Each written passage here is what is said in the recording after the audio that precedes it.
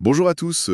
Aujourd'hui, on se penche sur un sujet absolument clé pour les enseignants, la santé vocale. Bonjour. Oui, un sujet crucial et on va le voir, parfois un peu sous-estimé. Tout à fait. On s'appuie sur des infos notamment tirées du Secret des profs captivants qui aborde l'hygiène vocale. L'idée, c'est vraiment de comprendre pourquoi la voix est si essentielle. Plus qu'un simple outil en fait. Exactement. Et comment on peut la protéger au quotidien. Hmm.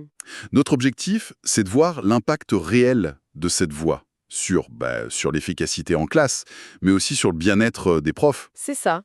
C'est l'interface directe, émotionnelle, pédagogique. Oui, et pourtant on le sait, elle est souvent malmenée, poussée dans ses retranchements. Ah ça oui. Et ça mène à quoi? Fatigue, douleur, voix cassée. Voire pire, hein, des enroulements chroniques et parfois même des arrêts de travail, ce qui coûte cher à tout point de vue. Absolument. Et c'est là qu'on arrive à ce paradoxe assez fou, non? Mm. C'est un outil indispensable, on l'utilise des heures par jour, Oui, mais souvent sans aucune formation spécifique, zéro préparation. c'est vrai. Le réflexe face au bruit ou à une salle qui résonne mal, Bah oui, c'est quoi? c'est d'élever la voix, de forcer, peut-être même d'accélérer le débit. Exactement. On pense bien faire, on essaye de couvrir le bruit, mais en fait, En fait, c'est tout l'inverse. C'est ça qui abîme le larynx. C'est assez contre-intuitif quand on y pense. complètement. Ces stratégies instinctives, elles sont en réalité délétères. Ça crée une tension énorme. Ça nuit à la clarté du message et surtout, ça épuise vocalement l'enseignant. Et le pire, c'est que ça s'installe comment? Doucement, Bah oui, c'est ça le piège.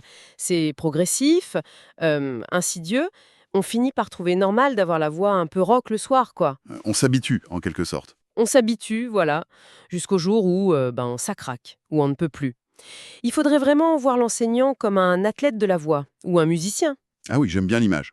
L'hygiène vocale, ça devrait faire partie de la formation de base, intégrée dès le début de carrière. Pas attendre d'être aphone pour se poser des questions. C'est clair, ça change la perspective. Alors, concrètement, cette hygiène vocale, elle repose sur quoi? Quels sont les grands principes? Ce sont des choses assez simples en soi, mais c'est la régularité qui compte. D'abord, l'hydratation. Boire de l'eau, tout simplement. Oui, souvent, par petites gorgées. Ça garde les cordes vocales, qui sont des petits muscles, hein, bien souples, bien lubrifiés. Ok. Ensuite, Ensuite, l'échauffement vocal. Un peu comme un sportif avant l'effort, justement. Démarrer la journée en douceur pour préparer la voix. logique. Le repos vocal est aussi fondamental. Des pauses de silence dans la journée, même courtes, ça permet aux cordes de récupérer. Faire silence vraiment, pas juste parler moins fort. Oui, du vrai silence si possible. Et puis, la respiration. La fameuse respiration diaphragmatique. Ah oui, celle par le ventre. C'est ça, permettre de soutenir le son sans contracter la gorge, sans tension inutile. Ça libère tout, D'accord. Et la posture, ça joue aussi? énormément. Être bien droit, vertical, mais sans raideur.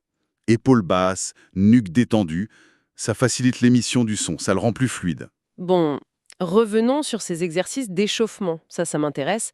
Le document en cite 3, apparemment très court. Oui, 2-3 minutes suffisent. C'est vraiment accessible. Alors, il y a le bourdonnement, c'est quoi? Juste faire... hmm, C'est ça. Lèvres closes, on fait ça fait vibrer doucement tout le masque facial, ça réveille les résonateurs sans forcer du tout sur les cordes. d'accord, pour démarrer en douceur. Après, Après, il y a les glissandos. On fait comme une sirène, un son qui monte et qui descend sur ou même un na. Ah oui, je vois. Expert speaker. L'idée, c'est d'explorer toute l'amplitude de sa voix, du grave à l'aigu, mais toujours en souplesse, sans jamais forcer. host speaker, pour l'élasticité. Et le troisième? Le souffle vibré. On fait vibrer les lèvres en soufflant, comme à cheval. Bouh. Ah oui, le truc que les enfants adorent faire. Exactement. Ça synchronise très bien le souffle et la vibration, et ça détend tous les muscles du visage en même temps. Nickel pour commencer. 3 minutes, ça paraît jouable, même le matin quand on est pressé. C'est un petit investissement pour protéger son outil de travail principal. Ça vaut le coup. Mais euh, imaginons que, malgré tout ça, on sente que quelque chose ne va pas. Quels sont les signaux d'alerte? Quand faut-il vraiment s'inquiéter? Alors il faut être vigilant si on a une voix rauque qui persiste, disons, plus de 10 ou 15 jours. Hmm, Ou si on sent une fatigue vocale qui arrive très très vite dans la journée, beaucoup plus vite qu'avant. ok, la fatigue précoce. Voilà. ou encore des sensations désagréables, douleurs, brûlures, gorge très sèche en permanence. D'accord. Et bien sûr, si on a des extinctions de voix à répétition, là, il ne faut pas hésiter. Et on fait quoi? On va voir qui? Le mieux, c'est de consulter un spécialiste, soit un phoniatre, c'est un médecin ORL spécialisé dans les troubles de la voix, soit directement un orthophoniste. Orthophoniste, c'est le thérapeute, c'est ça? Oui, c'est le professionnel qui va pouvoir faire un bilan et proposer une rééducation si besoin. Le point vraiment essentiel ici, c'est d'agir tôt. Pourquoi c'est si important d'agir vite? Parce que beaucoup de problèmes vocaux, s'ils sont pris à temps, peuvent être résolus ou évités. On évite qu'une simple fatigue devienne une dysphonie chronique, c'est-à-dire une altération durable de la voix. Voire des lésions. Oui, on peut éviter l'apparition de nodules ou de polypes sur les cordes vocales, qui sont des petites excroissances dues au forçage répété. Et ça, parfois, ça demande une intervention plus lourde. Donc vraiment, la précocité, c'est la clé. D'accord. Donc, on a parlé de la santé, des précautions, des alertes. Mais revenons à l'enseignant dans sa classe. Concrètement, qu'est-ce que ça change d'avoir une voix saine? Ah, ça change énormément de choses au quotidien. Une voix qui est posée, bien projetée, qui ne force pas. Oui.